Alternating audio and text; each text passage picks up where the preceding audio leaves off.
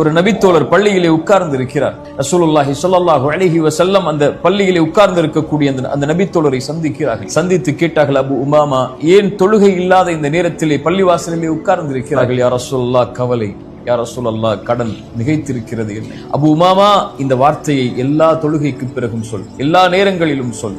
அல்லாஹும்ம இன்னி அஊது பிக, யா அல்லாஹ், பாதுகாப்பை தேடுகிறேன், மினல் ஹம்மி வல் ஹஸன், துக்கத்திலிருந்தும் கவலைகளிலிருந்தும், வஅஊது பிக மினல் அஜ்ஸி வல் கஸல், யா அல்லாஹ், சோம்பேறித்தனத்திலிருந்தும் ஏழாமையிலிருந்தும் என்னை பாதுகாத்துக் கொள். வஅஊது பிக மினல் ஜுப்னி வல் புഖல், யா அல்லாஹ், கஞ்சத்தனத்திலிருந்தும், யா அல்லாஹ், கோழைத்தனத்திலிருந்தும், வஅஊது பிக மின் கலபத்தித் தைனி வ கஹ்ரிர் ரிஜால், யா அல்லாஹ், கடனிலிருந்தும் அதன் காரணமாக மக்கள் என்னை மிகைப்பதிலிருந்தும் என்னை பாதுகாத்துக் கொள் என்று அல்லாஹ்விடத்திலே கேள் அபு உமாமா, அல்லாஹ் நீக்குவான். அபு உமா சொன்னார்கள், நான் கேட்டேன், அல்லாஹ் என்னை நீக்கினான். கேட்டீர்களா?